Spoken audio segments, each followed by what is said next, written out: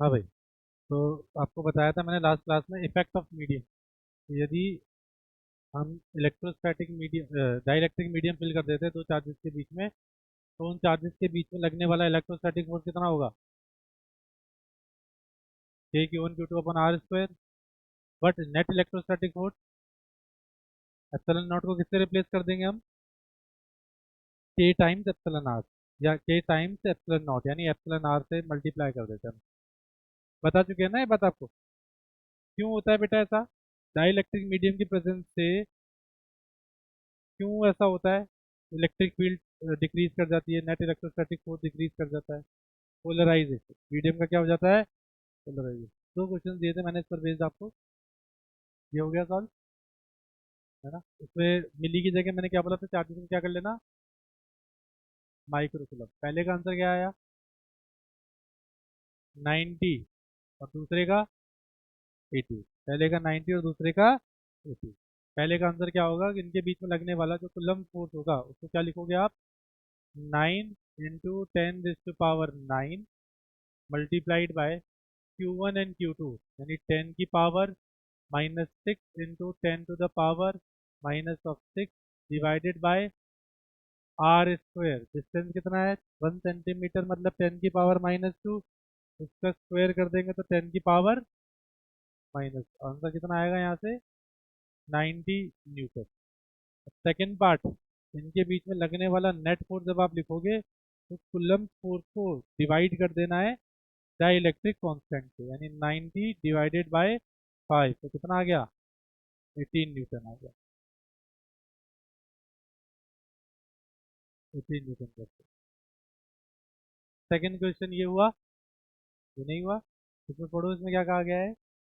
That there are two identical charge sphere suspended by strings of equal length. The strings make an angle of 30 degree with each other.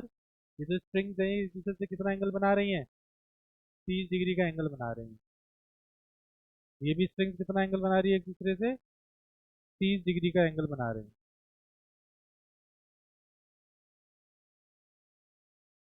तो आपको बताना है, जब हम इसको एक लिक्विड में सबमर्ज कर देते हैं, लिक्विड की डेंसिटी आपको दे रखी है और एंगल सेम रहता है, इन दोनों के बीच का एंगल क्या रहता है?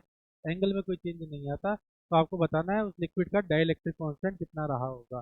बेटा लिक्विड में सबमर्ज करने से कौन कौन से फोर्सेस? एक बॉइंग फोर्स एक्स्ट्रा आ जाएगा, इलेक्ट्रोस्टैटिक फोर्स भी चेंज हो जाएगा, क्योंकि लिक्विड कैसा है? डाइलेक्ट्रिक मीडियम है। कैसा है? एक डाइलेक्ट्रिक मीडियम होने की वजह से उसके अंदर क्या हो जाएगा? चेंजेस, पोलराइजेशन हो जाएगा, जिसकी वजह से इलेक्ट्रोस्टैटिक नेट इलेक्ट्रोस्टैटिक फोर्स इनके बीच में लगने वाला वो चेंज हो जाएगा। पहले मैं फ्री बॉडी डायग्राम बना लेता हूँ, मैं इस पर फोर्सेस बना देता हूँ सभी के ऊपर। बेटा इसके ऊपर एक फोर्स लग रहा होगा इधर की तरफ, इन दोनों को ज्वाइन करने वाली लाइन इमेजिन कर सकते हो ना तुम? एक इन दोनों को ज्वाइन करने वाली लाइन एक ये है, यहाँ पे भी इन दोनों को ज्वाइन करने वाली लाइन ये है। क्या इन दोनों के बीच का सेपरेशन चेंज हुआ? नहीं। तो यहाँ पर लगने वाला फोर्स कितना था इसके ऊपर? एफ इलेक्ट्रोस्टैटिक था। नीचे की तरफ कितना फोर्स लग रहा था? इसका वेट मान लेते हैं। और इधर की तरफ कितना लग रहा था? टेंशन T1 मान लेते हैं। पहले टेंशन कितना लग रहा था? बेटा लिक्विड में सबमर्ज कर दिया हमने इसको, लिक्विड में डालने की वजह से एक बॉइंट फोर्स और आ जाएगा क्या? तो इसका बॉइंट फोर्स को अगर मैं नीचे की तरफ लिख दूं तो माइनस बी करके लिख सकता हूँ क्या? वो डब्ल्यू में ऐड हो जाएगा। तो वेट कितना बन जाएगा इसका? एक नीचे वेट लग रहा था, ऊपर बॉइंट फोर्स लग रहा था। ये तो वही बात हो गई ना, जैसे मान लो नीचे की तरफ लग रहा है 10 न्यूटन, ऊपर की तरफ लग रहा है 2 न्यूटन, तो नीचे कितना बचा? 8 बचा। कैसे लिखा तुमने? 10 - 2 लिखा ना? उसी तरीके से वेट नीचे लग रहा है, पॉइंट फोर्स ऊपर लग रहा है, तो नीचे की तरफ इफेक्टिव फोर्स कितना आ जाएगा? W - 2। टेंशन चेंज हो जाएगा कुछ, इसको हम क्या मान लेते हैं? T2। और इलेक्ट्रोस्टैटिक फोर्स कितना हो जाएगा इनके बीच में लगने वाला? Fe/K हो जाएगा। क्या कंस्ट्रेन है इसके अंदर? दो चीज़ों के लिए सॉल्व करना है। पहली बात तो सिस्टम किसमें रह गया? इक्विलिब्रियम। दूसरी बात ये कि ये एंगल यहाँ पर चेंज, इसका मतलब ये एंगल भी चेंज। मुझे कौन कौन से फोर्सेस पता नहीं है? टेंशन चेंज हो रहा है पहली बात तो, और एफ का भी वैल्यू पता नहीं है, तो मुझे इन दोनों को सब्स्टिट्यूट करना होगा। समझ में आ रही है मेरी बात? तो पहले हम लोग एयर के लिए डायग्राम बना लेते। पहले हमने ये देखा कि जब ये एयर में था, तो बेटा एयर में इक्विलिब्रियम कर देते हैं इसका, एयर में इसका इक्विलिब्रियम कर देते हैं। इक्विलिब्रियम कर देते हैं मतलब सारे फोर्सेस क्या कर देते हैं, बैलेंस आउट। T1 का हॉरिजॉन्टल कंपोनेंट और T1 का वर्टिकल कंपोनेंट। T1 का वर्टिकल कंपोनेंट बोलना कितना आएगा, हाँ, T1 sine of theta equal to weight, और हॉरिजॉन्टल कंपोनेंट कितना आएगा, T1 cos of theta equal to F P. बेटा क्या मुझे T1 को एलिमिनेट करना है यहाँ से, क्यों ना मैं इन दोनों इक्वेशंस को डिवाइड कर दूँ, इससे क्या मिल जाएगा मुझे, tan theta equal to weight divided by F, ये आ गई पहली चीज।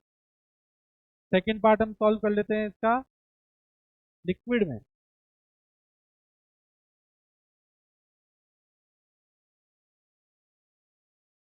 जब हमने इसको लिक्विड में सबमर्ज कर दिया, लिक्विड में सबमर्ज करने के बाद हॉरिजॉन्टल कंपोनेंट, वर्टिकल कंपोनेंट कितना है बेटा, T2 साइन थीटा है, जो कि किसके बराबर होगा, W माइनस बी के बराबर होगा, और T2 कॉस ऑफ थीटा किसके बराबर होगा, एफ ई डिवाइड बाय के बराबर होगा। जब हम इन दोनों को डिवाइड कर देते तो क्या मिलेगा हमारे पास, tan theta equal to W minus B divided by F E multiplied by K, ये आ गई दूसरी चीज।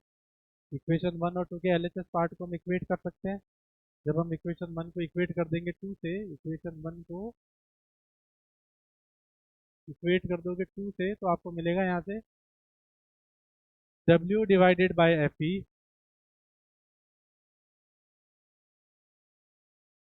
Equal to W minus B multiplied by K divided by F. तो के का वैल्यू कितना आ गया आपके पास, W divided by W minus, बेटा हमारे पास डेटा क्या गिवन था, न्यूमेरिकल वैल्यू किस चीज़ की गिवन थी, डेंसिटी की थी, तो यानी वेट और बॉइंट वो सबको डेंसिटी के टर्म्स में लिख देते हैं। वेट होता है mass into gravity, mass into acceleration due to mg होता है ना, और मास को कैसे लिखोगे आप, sigma volume of the body into sigma क्या है, डेंसिटी ऑफ द बॉडी। अरे हाँ या ना, यहाँ भी वेट कितना आ जाएगा, sigma into V B into G minus rho into V B into, दोनों को डिवाइड कर देते हैं तो हमारे पास के का वैल्यू कितना बचेगा, बोलो भाई, sigma divided by sigma minus, sigma दे रखा था आपको कितना, 1600, और ये कितना दे रखा था, माइनस 800। तो आंसर कितना आ जाएगा आपका, तो के का वैल्यू डाइलेक्ट्रिक कांस्टेंट कितना रहेगा, मीडियम का 2 रहेगा। Got it.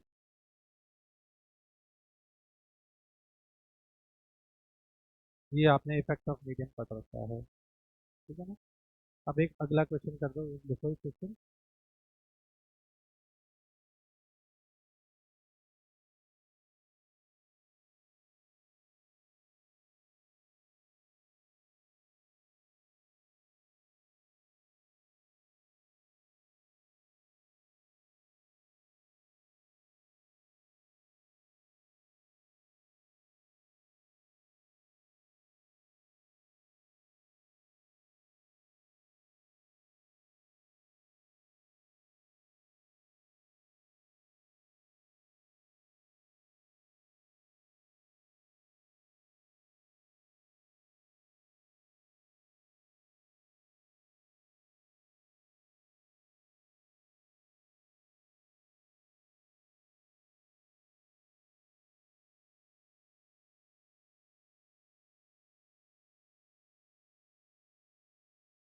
charges q1 and q2 are given in a dielectric medium of k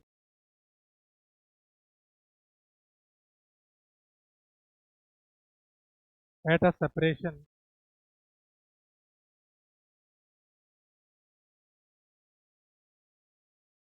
r, at a separation r, what should be the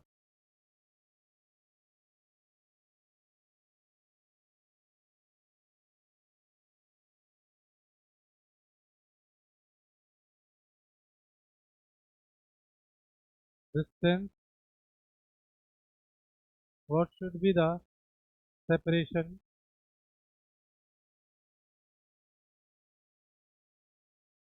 between them in air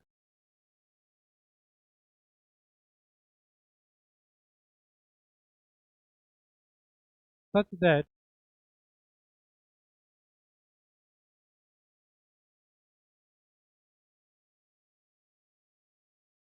they will experience the same growth.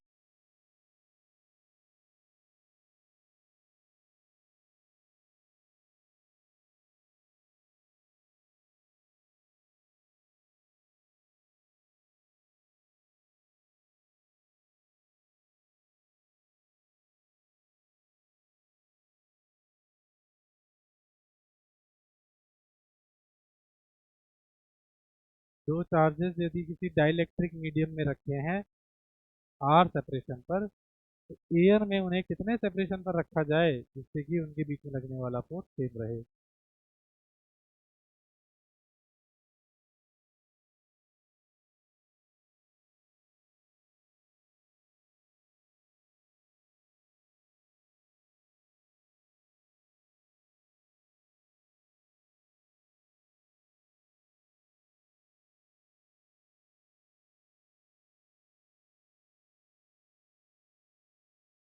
Good, r into under root of two.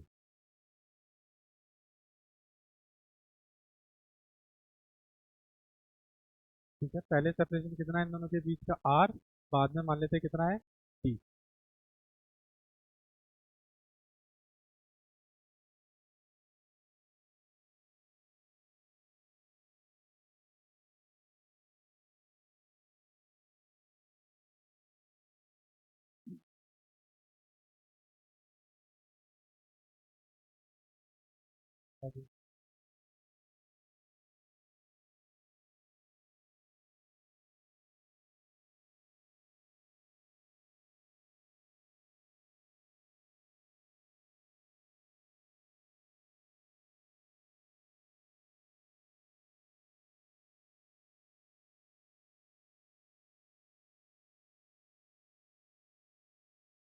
ठीक है, तो सबसे पहली बात तो medium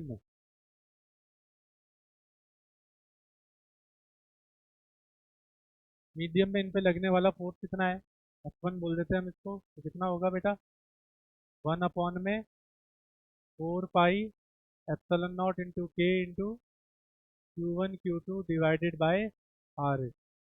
मान लेते हैं ए एन में हमने उसे डी डिस्टेंस पे रखा हुआ है, कितने डिस्टेंस पे रखा हुआ है, डी डिस्टेंस पे, तो फोर्स कितना हो जाएगा, 1 अपॉन में 4 pi epsilon naught Q1 Q2 divided by d square. Question में कहा गया है कि ये दोनों फोर्सेस आपस में बराबर होना चाहिए, तो गिवन दैट ये दोनों फोर्सेस आपस में इक्वल होने चाहिए, तो यहाँ से आ जाएगा 1 upon 4 pi epsilon naught into k Q1 Q2 divided by r square equal to 1 upon 4 pi epsilon naught Q1 Q2 divided by d square. इसको सॉल्व करके डी का वैल्यू कितना आ जाएगा आपके पास, under root k times are.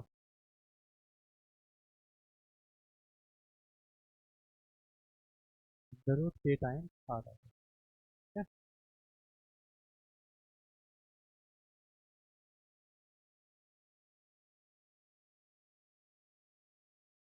इसका मतलब यहाँ से की कंसेप्ट ये बन गया,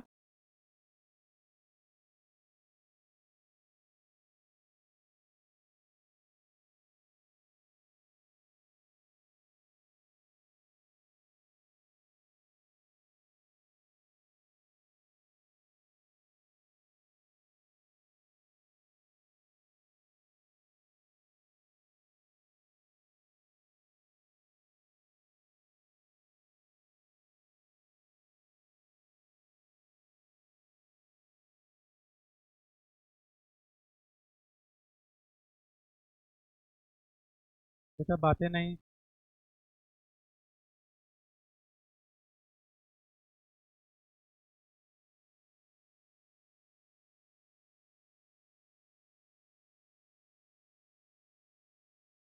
क्या ये लैब है, ठीक है, डाइलेक्ट्रिक हाइट वाइट आप है ना इनफाइनाइट मान लेना, सफिशियंट है, कोई दिक्कत नहीं है। यहाँ दो चार्जेस रखे हैं, कौन कौन से, Q1 और Q2। यदि आपको इसको एयर से रिप्लेस करना है तो इनके बीच का सेपरेशन कितना कर दो, √K टाइम्स T कर दो, है ना। यदि आपको इसको कन्वर्ट करना है इस तरीके से एयर वाले स्लैब से, इन दोनों के बीच का सेपरेशन आप कर देंगे √K टाइम्स जितने का वो स्लैब था, √K टाइम्स T। तो ये दोनों सिस्टम क्या बन जाएंगे, एकदम आइडेंटिकल बन जाएंगे। ठीक है ना, ये हमारा की कॉन्सेप्ट है। नोट कर लो इसे एक बार, फिर इस पर बेस्ड आगे क्वेश्चन करते हैं।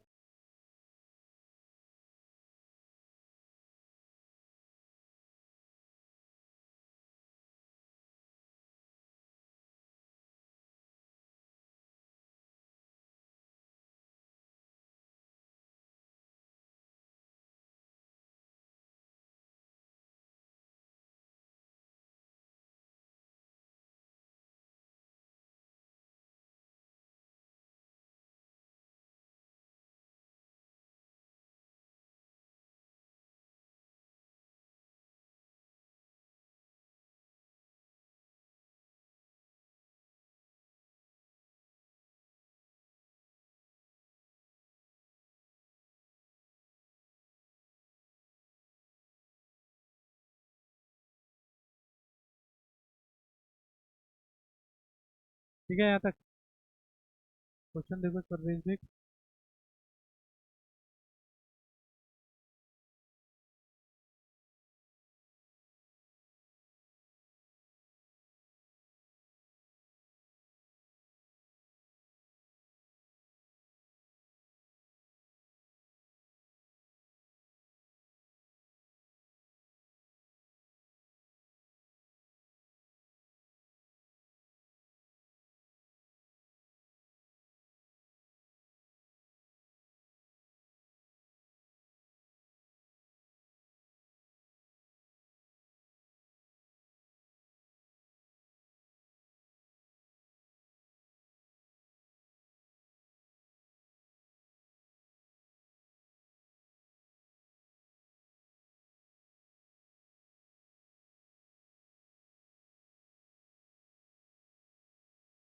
इन दोनों के बीच में फोर्स बताओ कितना है,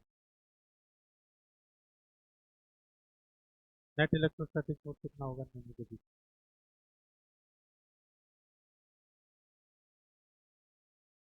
जो हाइट है स्लैब की वो सफिशिएंट है, उसको कंसिडर। आपको ऐसा नहीं सोचना कि कुछ इलेक्ट्रिक फील्ड ऊपर से निकल जाएगा, ऐसा कुछ नहीं है। स्लैब पूरा इंटायरली भरा हुआ है ऊपर तक, थिकनेस उसका T है भी। ठीक है,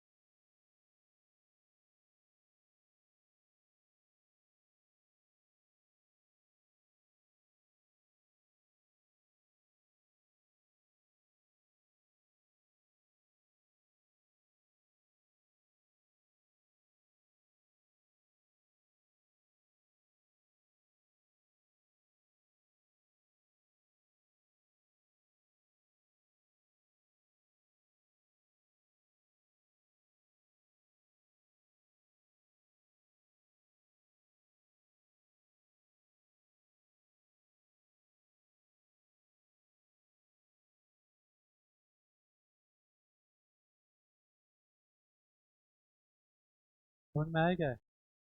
स्लैब की थिकनेस कितनी है, एयर वाले स्लैब की थिकनेस कितनी है, R- की। अब यदि मैं इस स्लैब को किससे रिप्लेस कर दूं, तो इतना इतना सा पार्ट है हमारे पास केवल, इतना इतना सा जो पार्ट है हमारे पास केवल, यदि मैं इसको एयर से रिप्लेस करूं कितना बनेगा ये, हाँ। अगर हम इसको एयर से रिप्लेस करें तो इसकी इक्वलेंट लेंथ कितनी होती है बेटा, √K × T बन जाती। टोटल सेपरेशन कितना हो गया दोनों चार्जेस के बीच में, आर माइनस सी प्लस, हो गया ना, बस फोर्स लिख दो, net force is equal to 1/4 pi epsilon naught Q1 Q2 divided by r minus c plus root k into t, पूरे का last to last year AIT ऐसा पूछा हुआ क्वेश्चन है। ठीक है, तो इसको हम करते हैं, हम लोग इसको सॉल्व करते हैं।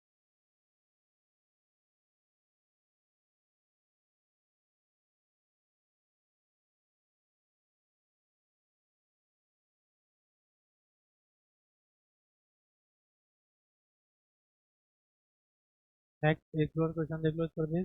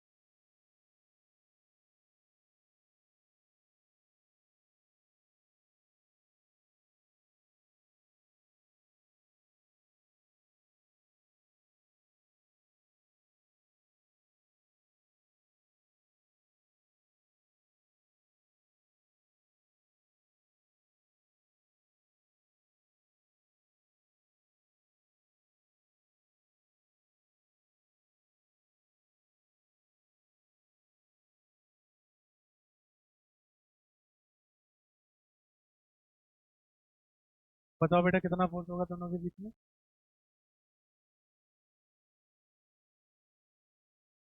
बोलो, इसकी वजह से R1 कितना आएगा बोलो, और इसकी वजह से R2 कितना आएगा, नेट फोर्स कितना बनेगा, 1/एप्सिलॉन naught Q1 × Q2 divided by K1 T1 plus K2 T2 का वैल्यू। ठीक है, ध्यान करो यार, गॉट इट। ये कॉन्सेप्ट याद रखना आप, ये अभी रिसेंटली टेस्ट में तो नहीं आएगा, बट AITS या ऐसे कोई, हाँ, कोई थोड़े से अच्छे एग्जाम होंगे उन्हीं पूछा जा सकता है। नेक्स्ट सेटिंग लिखो होता है superposition principal.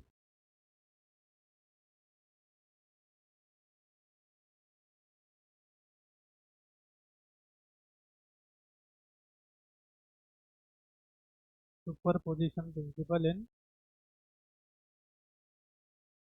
Coulomb's law.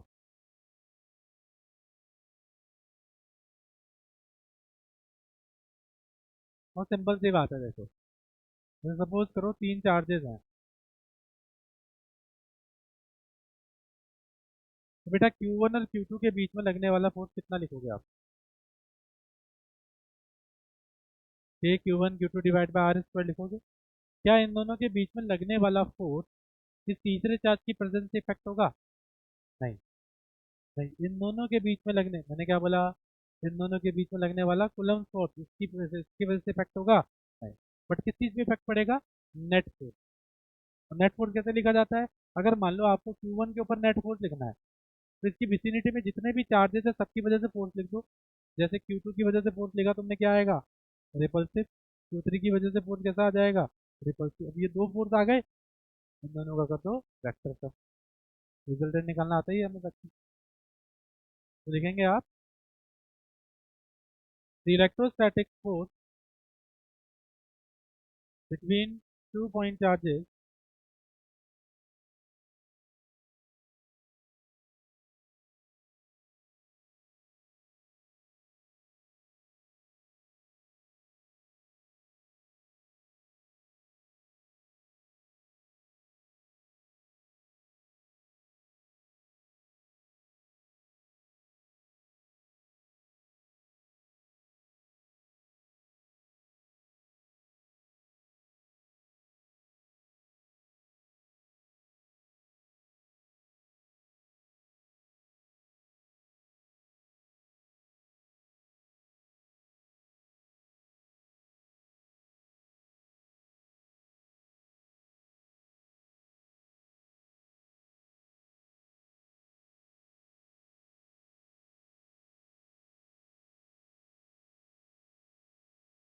is independent of the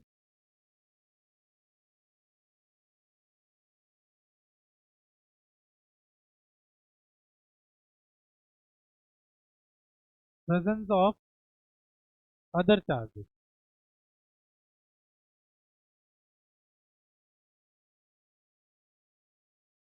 ठीक है, ये लाइन समझ में आई ना तुम्हें? ये लाइन हमारे इफेक्ट ऑफ डाइलेक्ट्रिक मीडियम को भी जस्टिफाई कर रही है। मैं बार बार तुम्हें यही बात बोल रहा था, डाइलेक्ट्रिक स्लैब की वजह से इलेक्ट्रोस्टैटिक फोर्स में कोई चेंज नहीं आता, बट किस में चेंज आता है? नेट फोर्स में चेंजेस आ जाते हैं।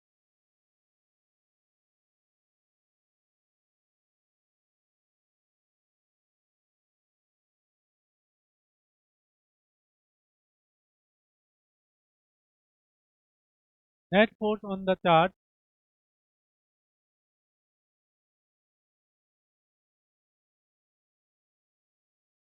will be the vector sum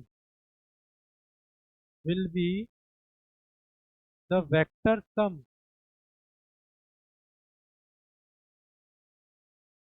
of the net force on the charge will be vector sum of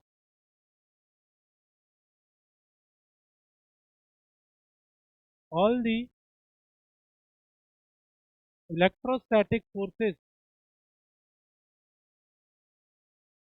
electrostatic forces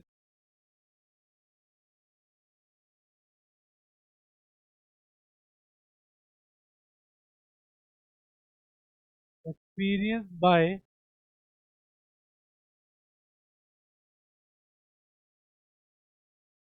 that charge।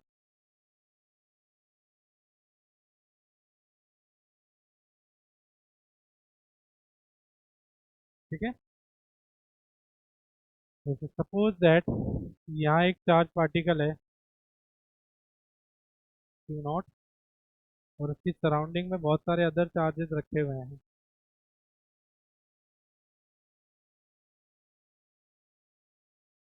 यहाँ एक चार्ज रखा है Q1,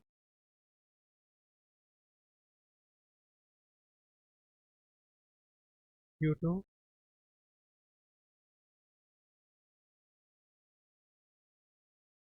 Q3।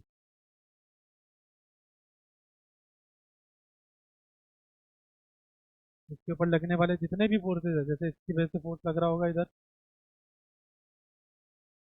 ठीक है, इसकी वजह से फोर्स लग रहा होगा इधर, और इसकी वजह से फोर्स लग रहा होगा इधर।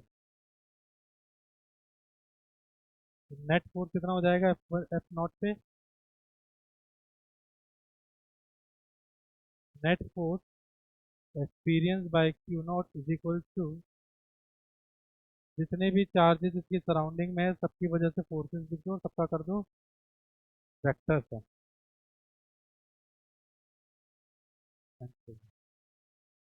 This is called superposition principle.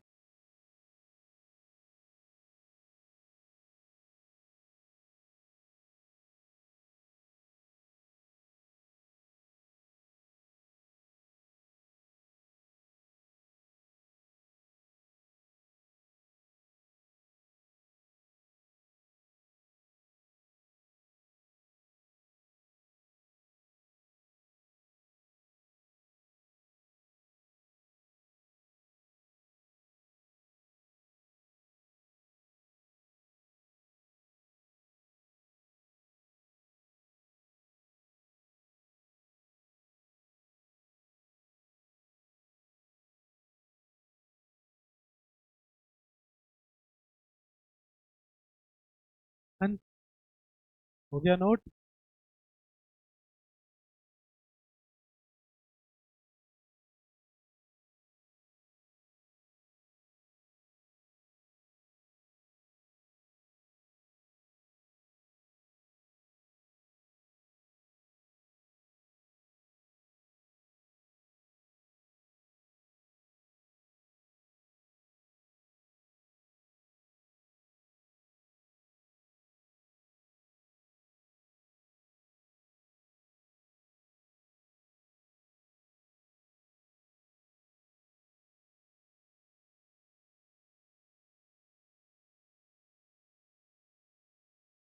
पहला question, net force on Q not बताओ कितना होगा।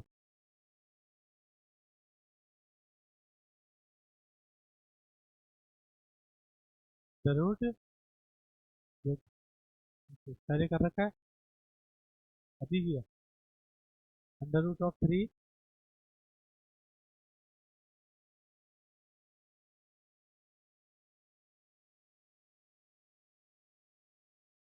और F1 और F2 दोनों क्या है आपस में, सेम है। देखो भाई समझो इसमें क्या है, एक रेगुलर ट्रायंगल है, यहाँ एक चार्ज रखा है और यहाँ एक चार्ज रखा है और एक चार्ज रखा हुआ है क्यू नॉट यहाँ पर। तो कैसे कैसे आपको चेक करना है, सबसे पहले तो आप अपने आप से ये पूछेंगे कि क्यू नॉट की सराउंडिंग में कितने अदर चार्जेस हैं, कितने हैं टोटल, दो, तो कितने फोर्स लगेंगे इस पे, दो लगेंगे।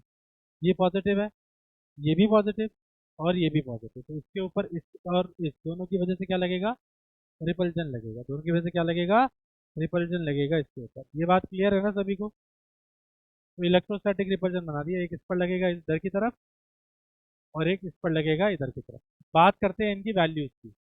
क्या हमें ये बात पता है कि इलेक्ट्रोस्टैटिक फोर्स किन बातों पे डिपेंड करता है, बोलो। चार्जेस के प्रोडक्ट, अरे हाँ या ना, चार्जेस के प्रोडक्ट और इनके बीच के डिस्टेंस के स्क्वायर पे डिपेंड करता है क्या। इस और इस फोर्स, ये फोर्स वन और फोर्स टू के लिए मैं लिख देता हूँ यहाँ पर, ये कौन सा फोर्स है, फोर्स वन, और ये कौन सा फोर्स है, फोर्स टू। क्या फोर्स वन के लिए प्रोडक्ट ऑफ चार्ज कितना है, बोलो, क्यू नॉट इंटू क्यू, और डिस्टेंस कितना है, एफ टू के लिए भी प्रोडक्ट ऑफ चार्ज कितना है, और डिस्टेंस कितना है। इसका मतलब क्या हुआ, दोनों के product of charge and separation same है, तो एफ वन और एफ टू क्या होंगे आपस में, बराबर। यहाँ पर हम लोग ये चीज़ लिखेंगे कि हेयर एफ वन का value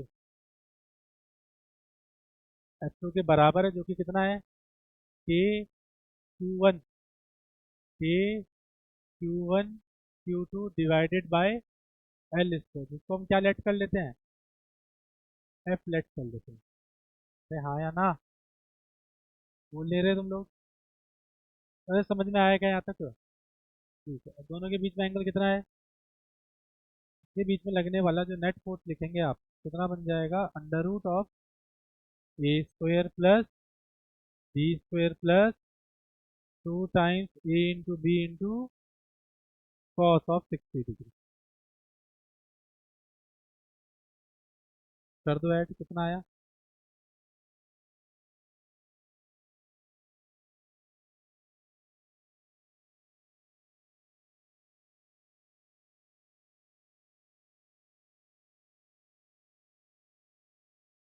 A Q Q naught divided by L square. समझ में आ गई ये बात तुम्हें। नेक्स्ट, इस क्वेश्चन का आंसर बताओ। रफ नोटबुक निकाल लो अभी के लिए, अभी फेयर नोट्स नहीं बन पाएंगे तुम्हारे, ठीक है ना। रफ नोटबुक निकाल लो, उसमें सॉल्व करते जाओ साथ साथ जल्दी।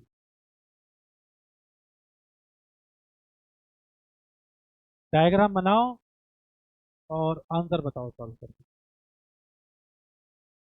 क्यों, एंगल कितना बन रहा है बेटा, ये इसकी वजह से क्या लगेगा, रिपल्जन, और इस नेगेटिव वाले की वजह से क्या लगेगा, अट्रैक्शन लग जाएगा नेगेटिव वाले की वजह से।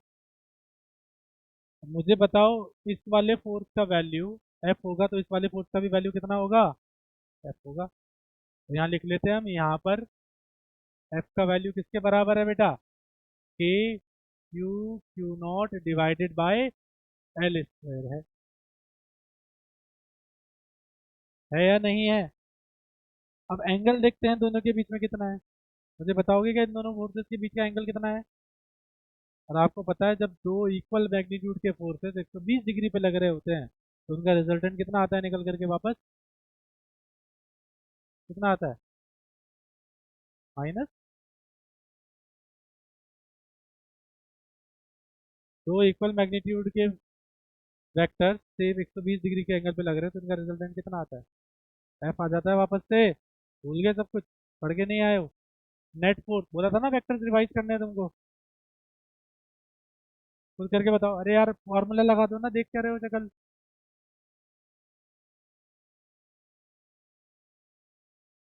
Under root a square plus B square plus 2 times A into B into cos of, अब कॉस 120 का वैल्यू कितना होता है?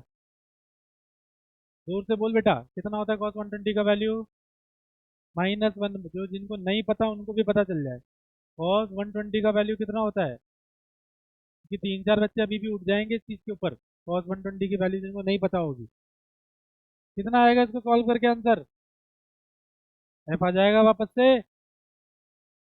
इसका वैल्यू कितना रहेगा? के क्यू नॉट डिवाइडेड बाय।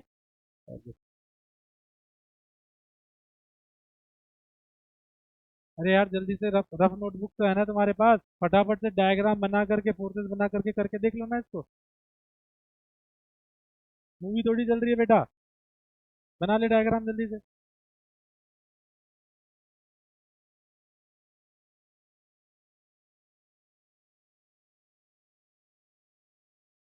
सबसे पहले तो डायग्राम बनाओ जिससे क्वेश्चन समझ में आए, उसके बाद एफबीटी बनाओ, लास्ट में इक्वेशन लिखो।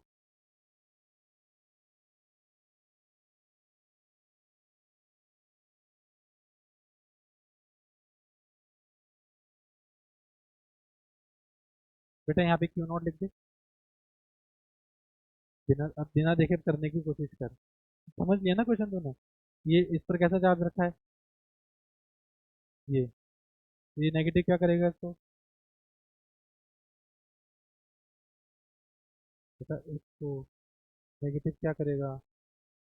हम क्या कर रहे हैं, क्या फाइंड आउट करना चाह रहे हैं? फोर्स पता करना चाह रहे हैं किसके ऊपर? इसके ऊपर। ये इसको क्या करेगा और ये इसको क्या करेगा? बेटा यहाँ पे बना देना दोनों के डायग्राम, फोर्सेस बना दे।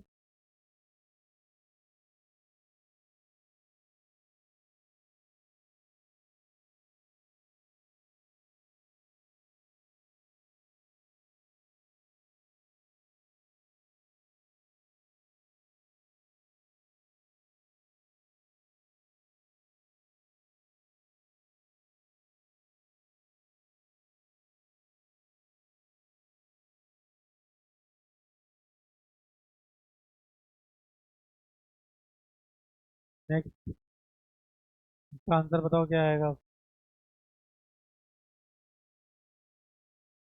सबसे पहला स्टेप, फ्री बॉडी डायग्राम बनाओ क्यू नॉट का।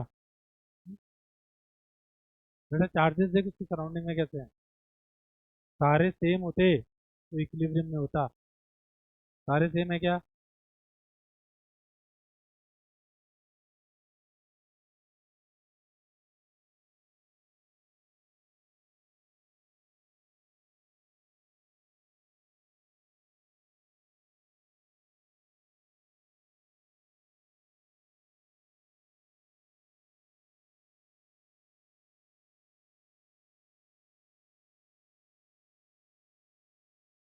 ना आ रहा है?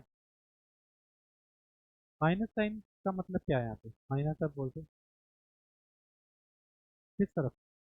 बेटा प्लस माइनस साइन तो केवल डायरेक्शन का तब लगाते हैं जब वन डायमेंशन है। अब तो आई कैप जे कैप के क्या बोलो ना, मतलब इस तरीके से बोलो।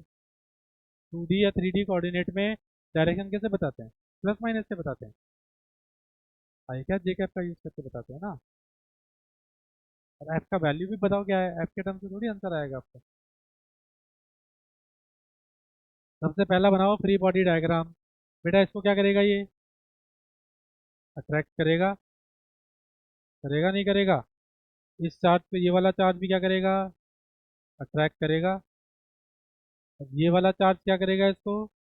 रिपेल करेगा ऐसे, तो रिपेल कर दिया। ठीक है। अब बेटा मुझे ये बताओ, सभी के लिए क्या प्रोडक्ट ऑफ चार्ज सेम है? डिस्टेंस भी हम मान लेते हैं बेटा, ये डिस्टेंस कितना है? एक्स। ये डिस्टेंस भी और ये डिस्टेंस भी, सभी डिस्टेंसेस कितने मान लिए तुमने? एक्स अज्यूम कर लिए।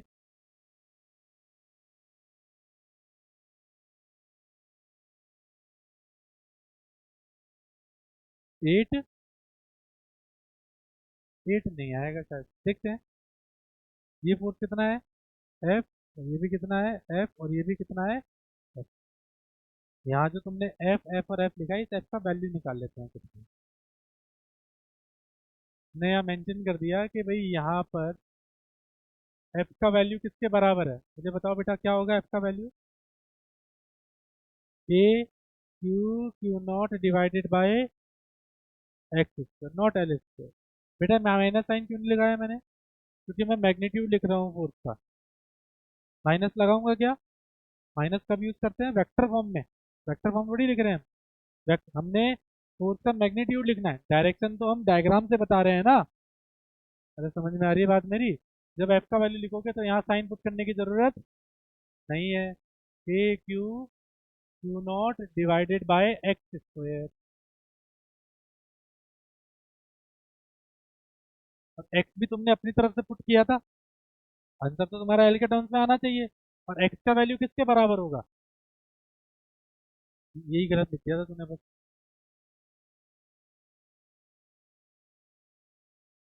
√3 एल से भी ज्यादा हो गया, L/√3। पढ़ के नहीं आए तुम लोग ग्रेविटी, बड़ा होता तो ये वाला पॉइंट रिवाइज होता। चलो बताओ एक्स का वैल्यू L/√3 होगा, प्रूव करना जरा। टोटल लेंथ कितनी होगी ये, √3 L/2 होगी। इसका कितना पार्ट, 1/3 पार्ट, √3 L/2 का कितना पार्ट, तो मैंने गलत बोल दिया क्या, 2/3 पार्ट, नॉट 1/3 पार्ट। ये वाला पार्ट कितना है, 2 से 2 खत्म तो कितना आ गया, L/√3। बस अब तो कुछ भी नहीं है क्वेश्चन में।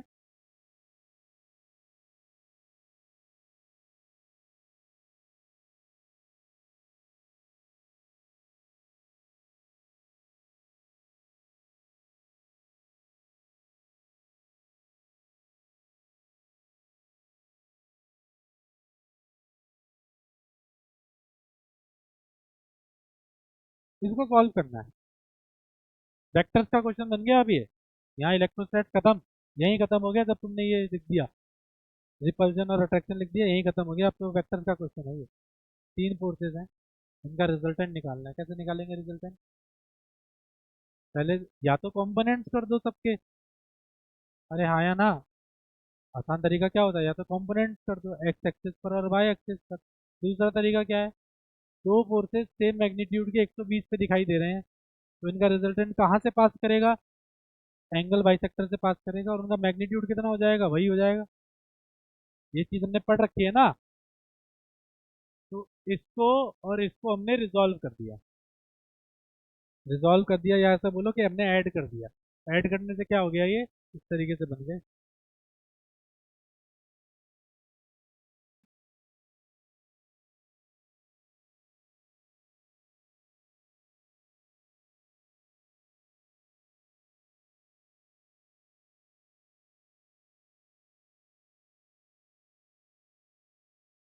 एक फोर्स तो ऑलरेडी था यहाँ पर, और एक फोर्स और आ गया।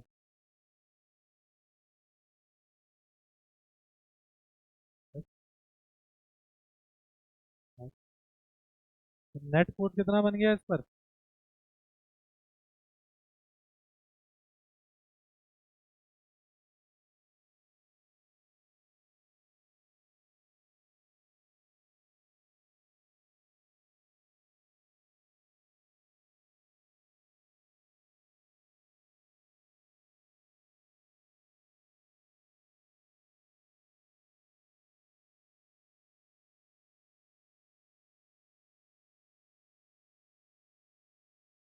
ये मेरा फाइनल आंसर है क्या। एक्स का वैल्यू पुट करना है, एक्स का वैल्यू कितना है, L/√3, L/√3 का स्क्वायर L²/3, 3 ऊपर गया तो कितना आया,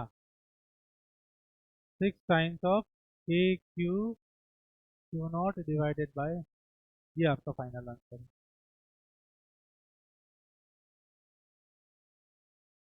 समझ में आ गई क्या बात तुम्हें।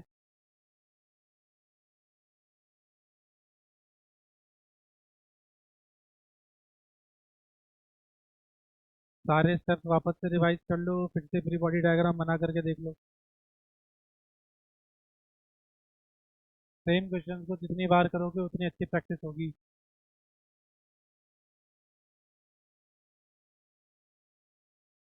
आपका बैच एक्सेस मिल गया आपको इस बैच का?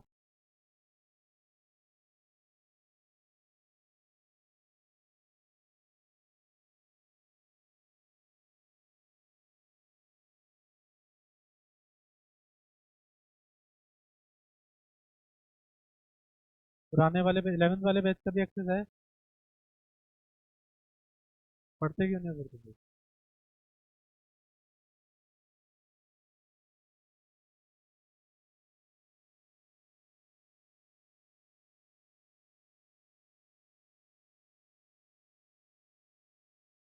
डन। अगला क्वेश्चन करें अब।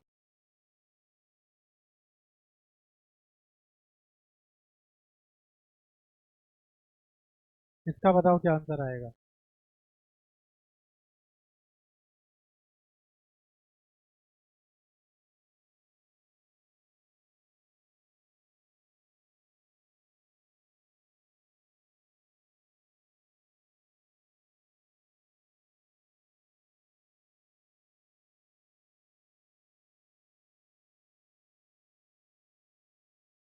सबसे पहले तो फ्री बॉडी डायग्राम बनाओ इसका।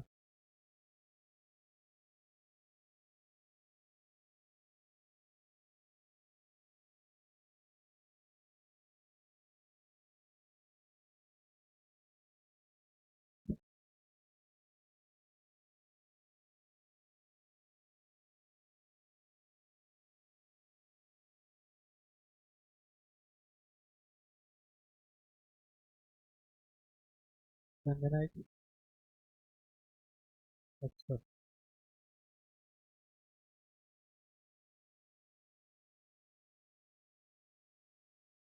प्रथमेश। सत्यम।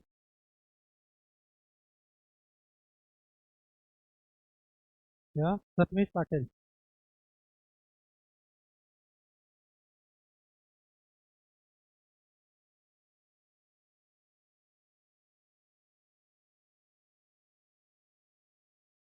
सत्यम।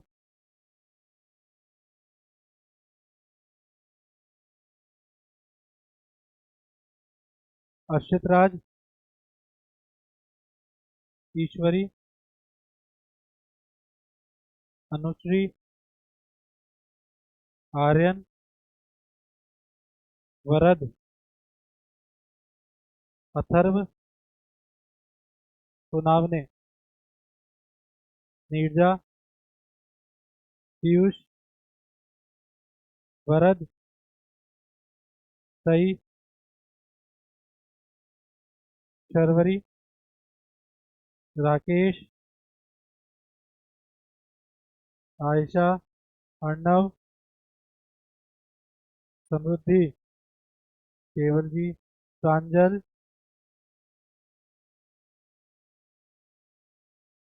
प्रांजल प्रशांत।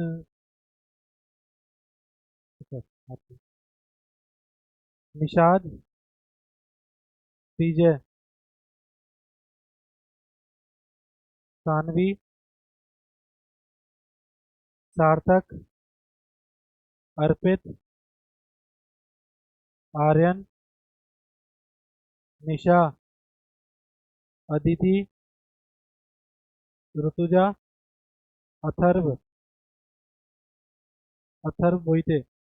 ओंकार। अवधेश। हिमांशु। फैजल। आभा। वेदांत।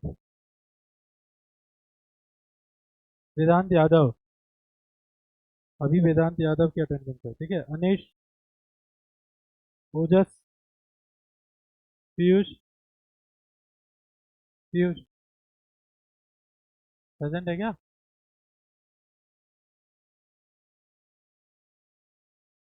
होंडे। श्रुति। ऋतुपर्ण। समीक्षा। प्रथमेश। रोहित।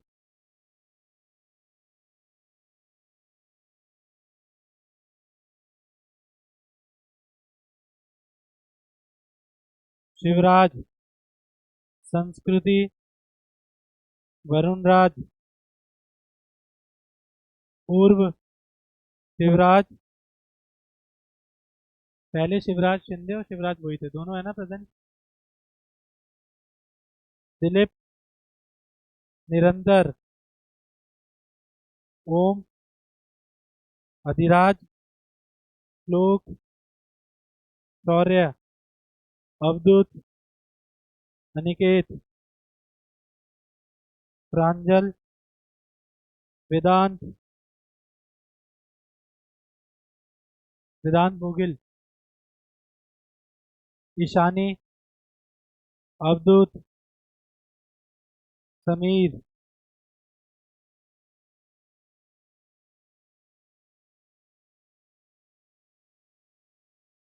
आ गया इसका आंसर, आ गया क्या? क्या आया इसका आंसर?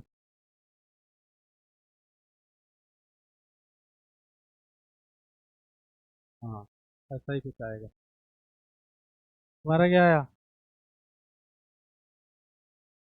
2√2, हमारा प्लस आया है। चलो देखते हैं। बेटा ये इसको ट्रैक करेगा क्या? अरे करेगा क्या ट्रैक्ट? ये इसको क्या करेगा? ये भी अट्रैक्ट करेगा, और ये वाला चार्ज क्या करेगा? इसे रिपेल कर देगा। ये वाला चार्ज कर देगा इसे रिपेल। बेटा फोर्सेस की वैल्यूज लिख देते हैं। ये फोर्स कितना होगा इन दोनों के बीच में? के Q Q naught divided by L. ये वाला फोर्स भी कितना होगा?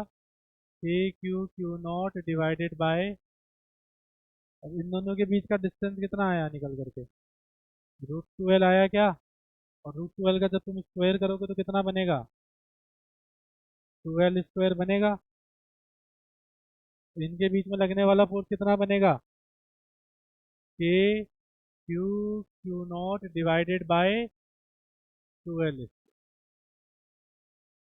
हुआ नहीं हुआ? कितने फोर्स दिखाई दे रहे हैं तुमको फिर अब? तीनों को क्या करना है? ऐड करना है। कौन से लॉ से? वेक्टर्स लॉ से। इसमें से दो दिखाई दे रहे हैं तुमको कितने एंगल पर? अगर मैं इसको एफ बोल रहा हूँ और इसको भी एफ बोल रहा हूँ तो ये कितना है बेटा? F/2 है। किन दो को ऐड करना चाहिए मुझे? जो 90 डिग्री पे लगे हुए हैं, इन दोनों को ऐड करना चाहिए ना। इन दोनों का रिजल्टेंट कितने एंगल पर निकल जाएगा फिर? 45 पे जाएगा, बिल्कुल इसके अपोजिट जाएगा नहीं जाएगा? जाएगा ना। यहाँ से जाएगा। जब तुम इसको सॉल्व करोगे तो बेटा ये वाले जो दो फोर्सेस थे, ये वाला फोर्स और ये वाला फोर्स, ये दोनों फोर्सेस तो हो गए ऐड। ऐड होकर के कितना बन गए ये? √2f, जो कि उसकी अपोजिट डायरेक्शन में आ गए। और ये कितना है? F/2। नेट फोर्स कितना बन जाएगा यहाँ पे? ये तो हो गया √2 टाइम्स ऑफ एफ, और ये हो गया F/2। तो आपका आंसर कितना आएगा यहाँ से? Net force will be equal to √2 minus 1/2 times of, what is the value of F? K Q naught divide by L square हमने अज्यूम किया है, तो ये बन जाएगा √2 minus 1/2 times of K Q naught divided bye.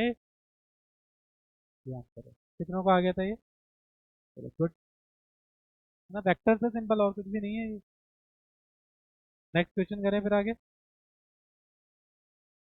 हाँ भाई, कोई नोट कर रहा है या हो गया सबका? ये होमवर्क में रख रहा हूँ मैं इस क्वेश्चन को, ठीक है? इस बार सारे चार्जेस अलग अलग हैं चारों तरफ, है ना? क्यू नॉट पे फोर्स बताना है, ठीक है ना? अब इसमें क्या है, ये दोनों की वजह से फोर्सेस अपोजिट डायरेक्शनों की वजह से, जैसे मान लो ये एफ लगा रहा है, ये 3f लगा रहा है, तो नेट कितना आ जाएगा? इन दोनों की वजह से 2f आ जाएगा। ये कितना लगा रहा है? 4f, और ये लगा रहा है 2f, इन दोनों की वजह से नेट कितना आ जाएगा? 2f। डिस्टेंसेस देख लेना कितने हैं सबके बीच में, फोर्स देख लेना, ठीक है क्या? इसका आंसर बताओ।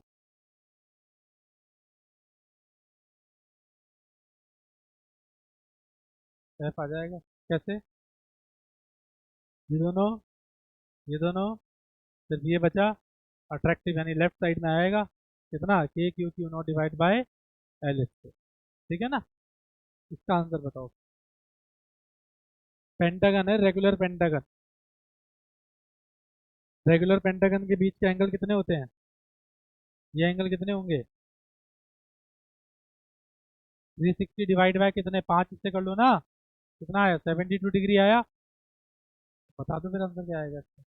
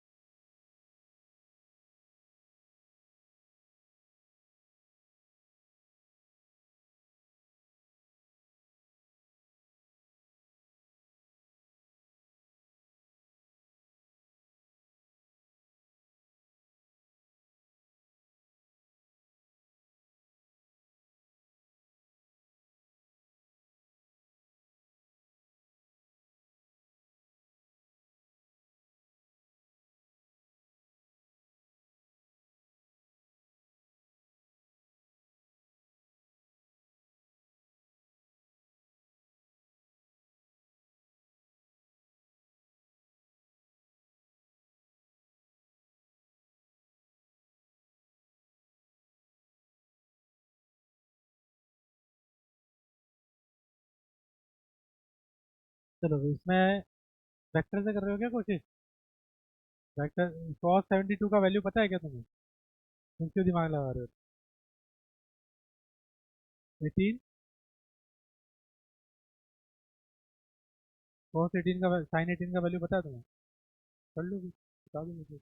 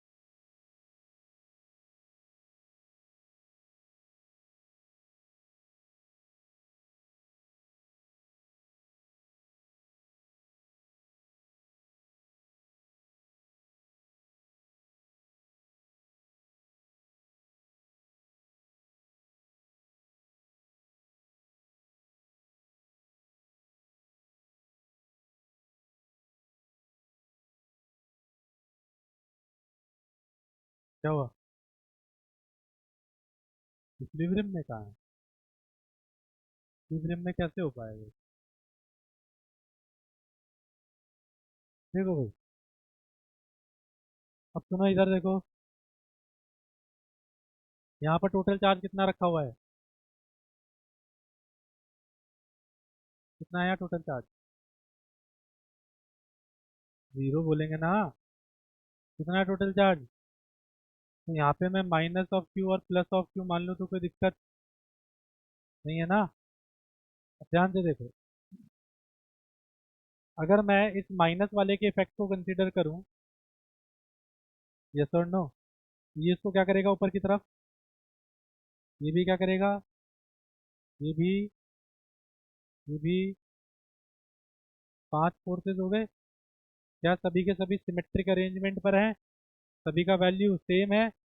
वेक्टर्स की प्रॉपर्टी होती है, यदि n vector, n identical vector symmetrically arrange है, सबका रिजल्ट कितना आता है? 5 वेक्टर्स सभी का वैल्यू सेम है, सिमेट्रिकली अरेंज है, इसका वैल्यू कितना आएगा? अकेला कौन बचा? इसका मतलब इस सिस्टम को किससे रिप्लेस कर सकते हो? प्लस क्यू वाले चार्ज से रिप्लेस कर सकते हो, नहीं कर सकते? बस फिर आंसर आ जाएगा तुम्हारा।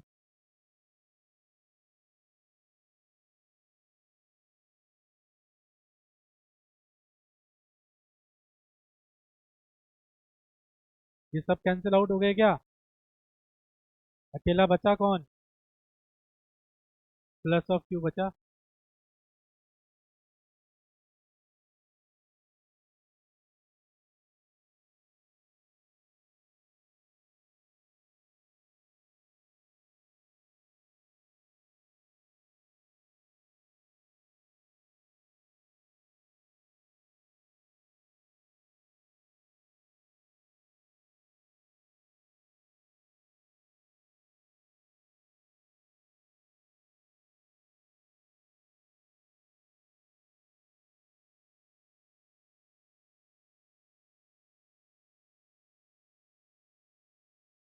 के Q Q naught divided by L.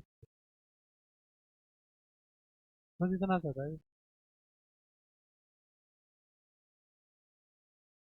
समझ में आ गई क्या बात तुम्हें? ये समझ में आया ना हुआ क्या है यहाँ पर? यहाँ चार्ज नहीं था तो टोटल चार्ज कितना मान लिया हमने यहाँ? प्लस क्यू, और ये माइनस माइनस माइनस थे, ये सब इधर इधर इधर फोर्स लगा रहे थे, है ना? एक दो तीन और चार फोर्स लग रहे थे, इसको जीरो करने के लिए एक फोर्स ऊपर की तरफ चाहिए था, मैंने नेगेटिव वाला कंसीडर करके ऊपर की तरफ एक फोर्स मान लिया। बचा कौन है अभी? Plus of Q. Plus Q की वजह से टोटल फोर्स किया। Got it? Next question. ये होमवर्क में दे रहा हूँ मैं, ठीक है? तो ट्राई करना घर से। इसमें आपको बताना है, ऐसे चार चार्जेस रखे हुए हैं, ये दोनों सेम है और ये दोनों सेम, ठीक है? आपको Q और स्मॉल q का रेशो बताना है जिससे कि इसके ऊपर लगने वाला नेट फोर्स जीरो हो जाए, ठीक है? इतनी सी बात बताना है, करना करते try. Next, dynamics of circular motion पढ़ो, इसे हो क्या रहा है इसमें? दो चार्जेस हैं, दोनों का मास सेम है, चार्ज कितना है इसमें? प्लस क्यू और two equal unlike charges each of mass m are revolving in a circle of radius r about their center of mass due to their mutual electrostatic force in a circle of radius r। बेटा मुझे ये बताओ, दोनों के बीच का total distance कितना हो गया?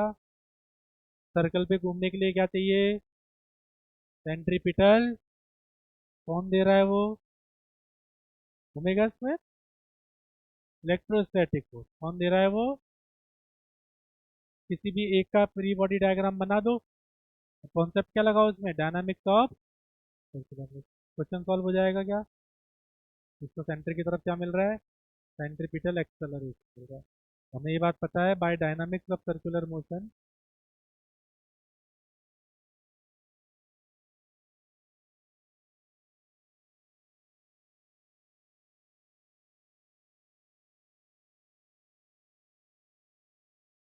by dynamics of circular motion we can say that net force towards the center equals to क्या होता है बेटा? Mass into centripetal acceleration. Net force towards the centre कितना है? इलेक्ट्रोस्टैटिक है, तो क्या लिखोगे आप? m into centripetal acceleration. अब सेंट्रीपिटल एक्सेलरेशन का फॉर्मूला क्या लिख सकता हूँ मैं? या तो ओमेगा स्क्वायर आर या वी स्क्वायर बाय आर। हमें निकालना क्या है? फ्रीक्वेंसी। फ्रीक्वेंसी के लिए क्या जल्दी से आंसर देगा? Omega. Omega equal to two pi f लिख देंगे ना हम, तो हम ओमेगा निकालेंगे इसका। इलेक्ट्रोस्टैटिक फोर्स का वैल्यू कितना हो जाएगा बेटा? के क्यू स्क्वायर डिवाइडेड बाय कितना डिस्टेंस है इन दोनों के बीच में? To are. इसका स्क्वायर करेंगे तो कितना आ जाएगा? Equal to m into omega square into r. क्या यहाँ से सॉल्व करके तुम ओमेगा निकाल लोगे? हो जाएगा ना ओमेगा यहाँ से?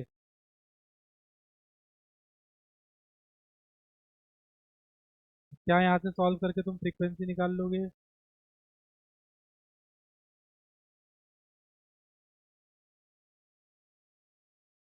ओमेगा डिवाइडेड बाय टू पाई क्या आ जाएगा? फ्रीक्वेंसी हो जाएगी। Got it? ये क्वेश्चन आपका होमवर्क में हो जाएगा, ध्यान से देख लो पहले, थोड़ा मुश्किल रहेगा ये। वो कह रहा है इसमें। क्वेश्चन को समझने का सबसे आसान तरीका क्या है? जो भी चीजें हैं उसको पढ़ते जाओ, इमेजिन करते जाओ, साथ साथ डायग्राम बनाते जाओ। सबसे आसान तरीका यही है वैसे। में कितने चार्जेस दिए गए हैं? 3 चार्जेस किस पर दिए गए हैं? एक ट्राइंगल पर ऐसे अरेंज है, और ये अपने सेंट्रोइड के अबाउट क्या कर रहा है? ऐसे सर्कल पे घूम रहा है। यहाँ चार्ज कितना है? बोलो। क्यू। यहाँ कितना है? क्यू। यहाँ कितना है? और अंदर कितना है सेंटर पे? -2 क्यू। -2 क्यू तो फिक्स रहेगा क्या? तो इक्विलिब्रियम में रहेगा। घूमेगा कौन? क्यू वाले चार्जेस। घूमने के लिए क्या चाहिए? कौन देगा? कितने इलेक्ट्रोस्टैटिक फोर्सेस लग रहे हैं इसके ऊपर? एक तो इससे क्या लग रहा है? रिपल्जन। लग रहा है नहीं लग रहा? एक इससे भी क्या लग रहा है बेटा? रिपल्जन। इससे क्या लग रहा है? रिपल्जन का वैल्यू कितना होगा बेटा? कितने डिस्टेंस पे है ये? एल डिस्टेंस पे है ना? के क्यू स्क्वायर बाय, ये भी कितना होगा? के क्यू स्क्वायर बाय, इन दोनों के बीच का डिस्टेंस कितना है? L/√3 है। कितना होगा ये? के 2Q/Q डिवाइडेड बाय L/√3 का 6 बन जाएगा। ये एफ और ये एफ और ये कितना? 6 है। इन दोनों के बीच का एंगल कितना दिखाई दे रहा है तुम्हें?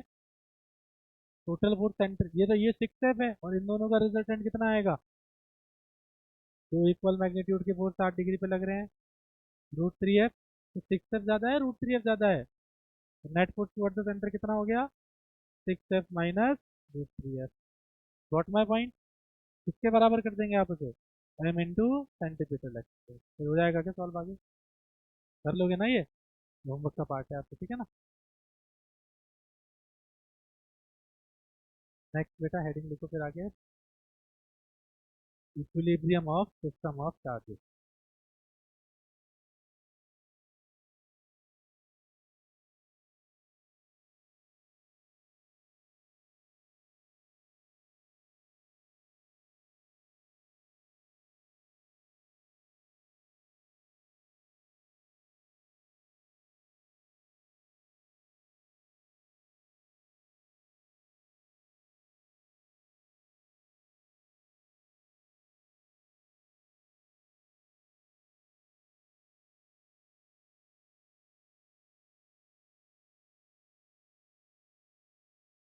दो चार्जेस हैं, मतलब Q1 और Q2।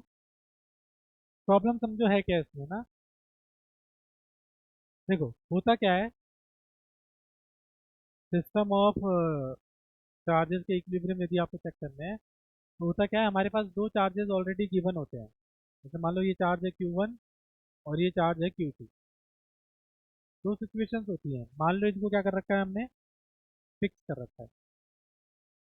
बीच में कोई भी चार्ज ला करके रखो, इनके ऊपर फोर्स लगने की वजह से ये तो मूव होंगे नहीं, है ना भाई?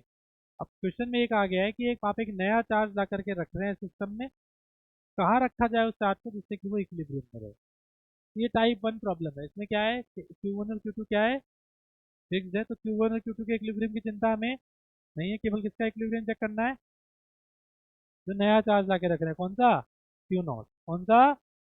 याद करो, ग्रेविटेशन में पढ़ा था आपने, दो प्लैनेट्स के बीच में नल पॉइंट निकालते थे। बिल्कुल वैसे नल पॉइंट मेथड है ये। दो चार्जेस के बीच का क्या निकालना है आपको? तो बेटा बड़े चार्ज, जैसे मान लो Q1 का वैल्यू ज़्यादा है, मान लो तो Q2 का वैल्यू कम है, तो नल पॉइंट कहाँ होगा? बड़े चार्ज के पास, छोटे चार्ज के पास? रहने वाला है। बड़े चार्ज के पास होगा तो उसका इलेक्ट्रोस्टैटिक फोर्स ज़्यादा होगा ना, तो कभी जीरो हो पाएगा? किसके पास मिलेगा फिर?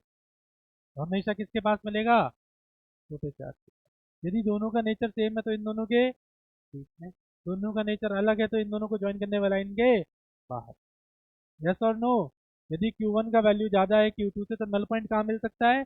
या तो इन दोनों के बीच में कहीं छोटे चार्ज के पास, या इन दोनों से बाहर कहीं छोटे चार्ज के पास। यही दो सिचुएशन है। तो तीसरा केस बन सकता है क्या? ठीक है क्या? ये होगी टाइप 1 प्रॉब्लम। टाइप 2 में क्या होगा? टाइप 2 में ये रहेगा कि हमारे पास दो चार्जेस दिए होंगे,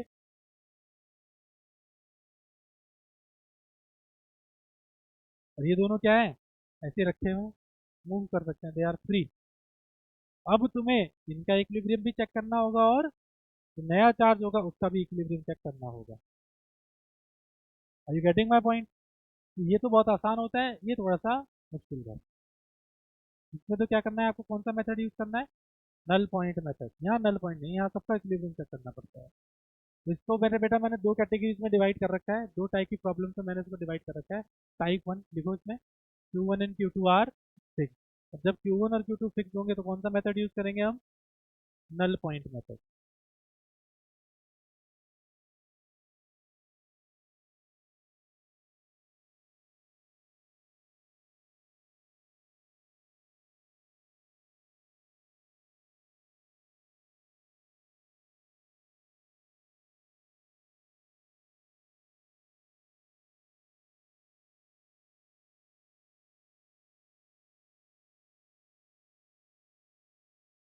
टेस्ट लिख लो जो भी लिखे हुए सारे।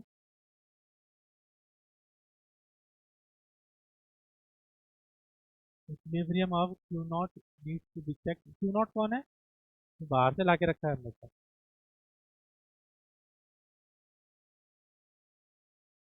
Put Q not at equilibrium. अब इसमें दो रिजल्ट हैं, दो केसेस बन सकते हैं। पहला केस,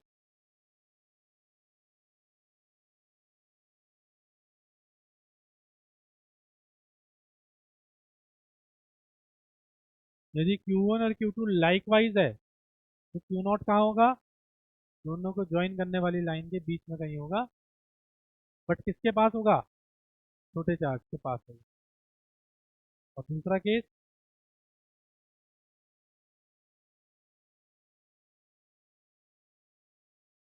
Q1 और Q2 अनलाइक है, तो भी Q2 तो क्या होगा, आउट, दोनों को ज्वाइन करने वाली लाइन के आउटसाइड यानी बाहर होगा। और किसके पास होगा, छोटे चार्ज के पास।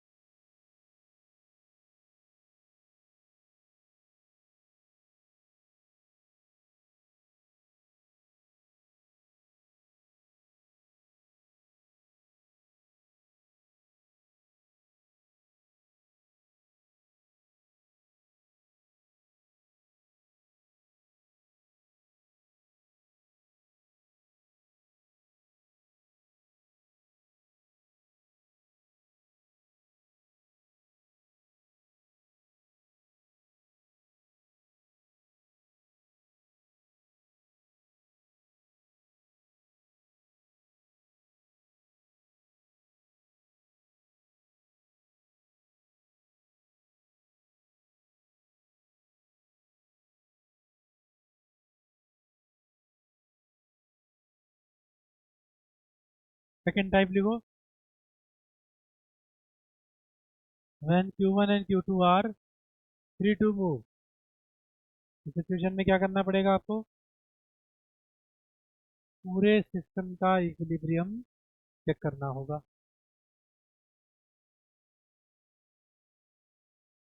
और nature and position of Q naught will be determined such that the whole system is in equilibrium. दो स्टेप्स में फॉलो करेंगे इसको भी हम। सबसे पहला किसका इक्विलिब्रियम चेक करोगे आप, Q नॉट का। और दूसरा स्टेप क्या है, पहले तो क्या है, नेचर आप इस तरीके से डिसाइड करेंगे जिससे पूरा सिस्टम इक्विलिब्रियम में रहे। दूसरे स्टेप में Q नॉट को इक्विलिब्रियम में कर दो, और तीसरे स्टेप में इसको, इस स्टेप को फॉलो करने से आपको क्या मिलेगी, पोजीशन मिलेगी।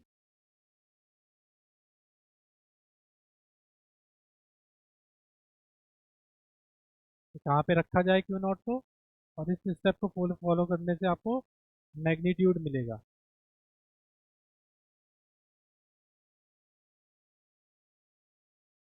कितने मैग्नीट्यूड का वो चार्ज होना चाहिए।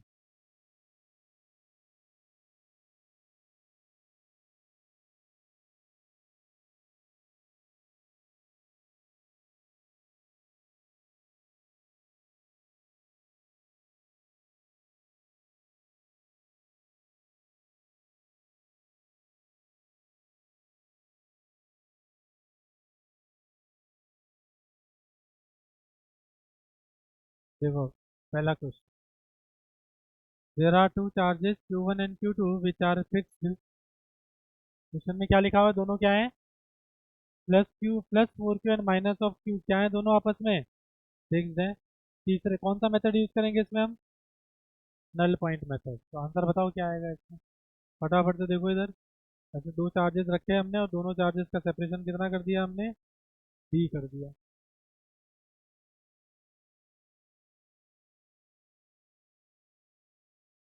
बेटा नेचर सेम है अपोजिट है चार्जेस का, तो ज्वाइन करने वाली लाइन के बीच में आप बाहर, बेटा फिर से पढ़ क्या लिखा था, बाहर आएगा, दोनों को ज्वाइन करने वाली लाइन के बाहर होगा, और किसके पास होगा, छोटे चार्ज के पास होगा।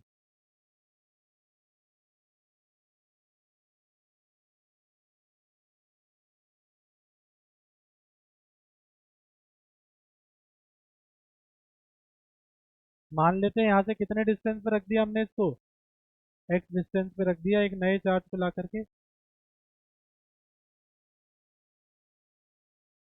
कितना है चार्ज, 3 है।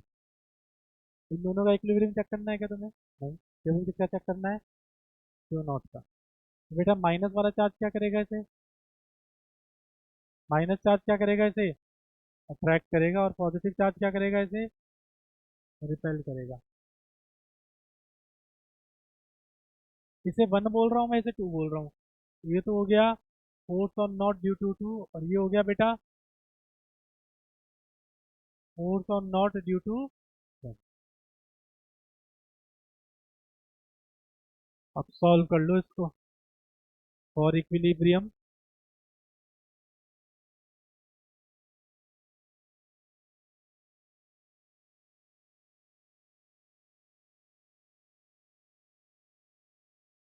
दोनों फोर्सेस अपोजिट डायरेक्शन में है, इन दोनों के मैग्नीट्यूड्स आपस में बराबर होने चाहिए। बेटा कर दो इन दोनों के मैग्नीट्यूड्स बराबर। तो मैग्नीट्यूड लिखेंगे कौन से लॉ की हेल्प से, कूलम्स लॉ। 1 की वजह से कितना फोर्स लग रहा है नॉट पे, बोलो, k 4Q divided by B plus x का, क्या माइनस साइन वगैरह पुट करना है कुछ यहाँ पर, कि हम क्या लिख रहे हैं, मैग्नीट्यूड। 2 पे कितना, 2 की वजह से के Q naught divided by X square. इस इक्वेशन को जब मैं सॉल्व करूंगा तो क्या आएगा यहाँ पर, 4 divided by 4 divided by B plus x का whole square equals to 1 divided by, दोनों का रेसिप्रोकल कर देंगे, क्रॉस मल्टीप्लाई करा देंगे, तो एक्स का वैल्यू कितना आ जाएगा यहाँ से, x is equal to t. ये आपका आंसर हो गया।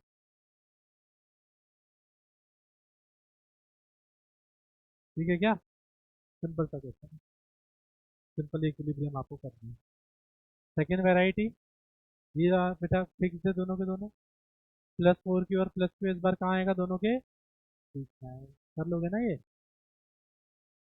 क्वेश्चन देखो, +4Q और -Q कहाँ रखे हैं, फिक्स है क्या ये दोनों इस बार,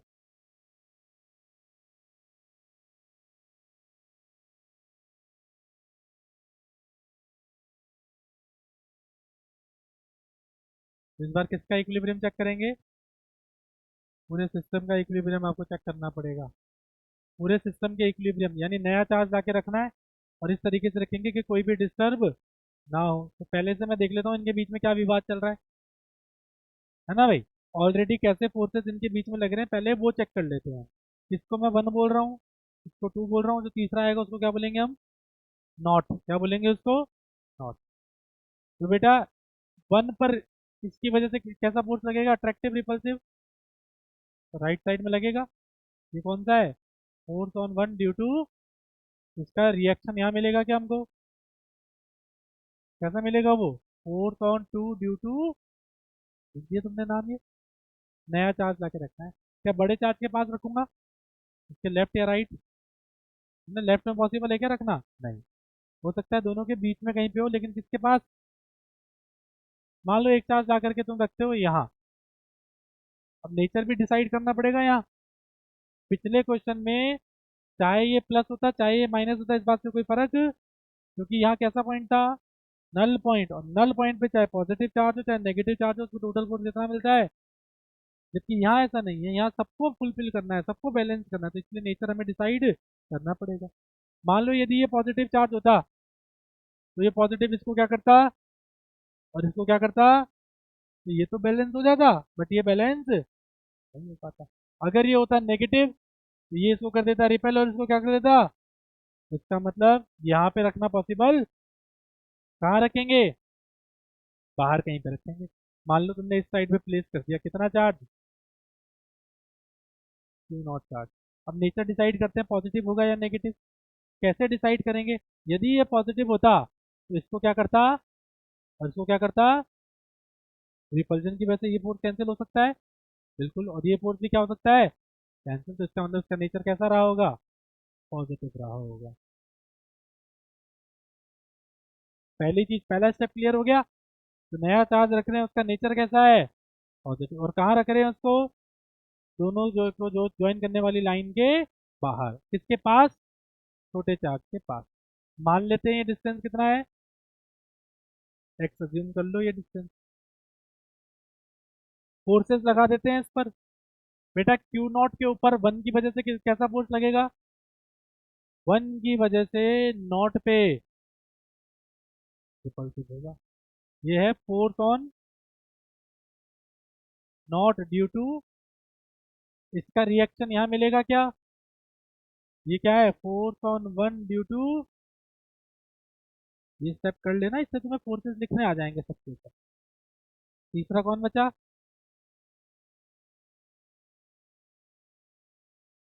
ये वाला बचा क्या इन दोनों के बीच में, इसके ऊपर अट्रैक्शन लगेगा क्या, कितना फोर्स होगा, force on naught due to two, और ये कितना होगा, force on two due to. अगला ये हो गया पहला स्टेप कंप्लीट, सारे फोर्सेस लिख दिए तुमने, नेचर डिसाइड कर लिया। अब अगला स्टेप क्या है, किसका इक्विलिब्रियम करोगे पहले, क्यू नॉट का, लिखा हुआ है ना मैंने यहाँ। अगला स्टेप क्या है, किसका इक्विलिब्रियम करो, उसके बाद Q1 या Q2 में से किसी एक का, कर लोगे क्या आगे, क्यू नॉट का इक्विलिब्रियम करोगे तो किस किस को बैलेंस करोगे तुम, एफ नॉट वन को बैलेंस आउट कर दो किससे, एफ नॉट टू से। एफ नॉट वन का वैल्यू कितना, बोलो, K four Q Q naught divided by equals to K Q Q naught divided by, K Q Q naught खत्म, K Q Q naught खत्म, क्या बचा, four by D plus X, और यहाँ बचा वन बाय एक्स स्क्वायर। दोनों side under root कर देंगे, टू बचेगा यहाँ, two x equals two d plus x, तो एक्स का वैल्यू कितना आ गया फिर से तुम्हारे पास, डी आ गया। कितना दूर होना चाहिए ये इससे, डी डिस्टेंस। सेकेंड पार्ट करेंगे, अब किसको बैलेंस आउट कर देंगे, Q1 या Q2 में से किसी भी एक को कर दो। मैं इसको कर देता हूँ, है ना, एफ वन पर नॉट की वजह से, एफ वन पर टू की वजह से बैलेंस आउट कर दो। करोगे तो कितना आएगा, बोलो, के into four Q into Q naught divided by D plus x, यानी टू डी बन गया क्या, और वन टू का कितना हो गया, k four Q q divided by d. बेटा फोर क्यू खत्म,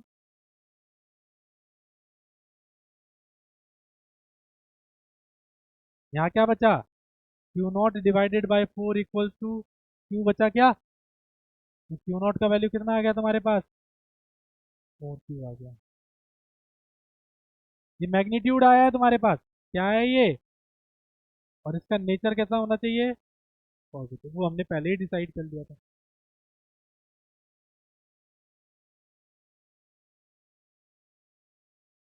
समझ में आ गए सारे स्टेप। इस पर बेस्ड अगला क्वेश्चन ये वाला है।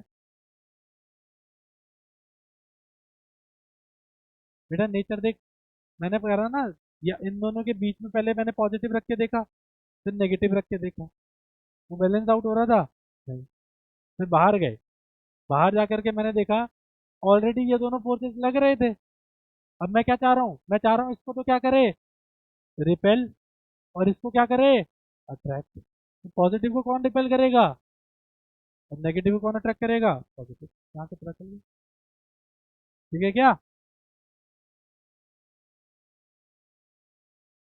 इसको इसको नेगेटिव पे रखेगा तो इक्विलिब्रियम में ही नहीं होगा सिस्टम।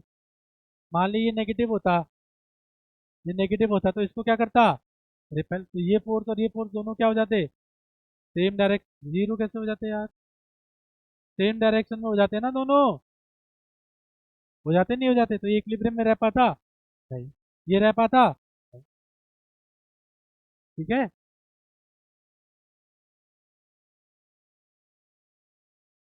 घर जाके और सोचना इसके बारे में अच्छे से। ठीक है, क्या आगे नेक्स्ट क्लास में पढ़ते हैं।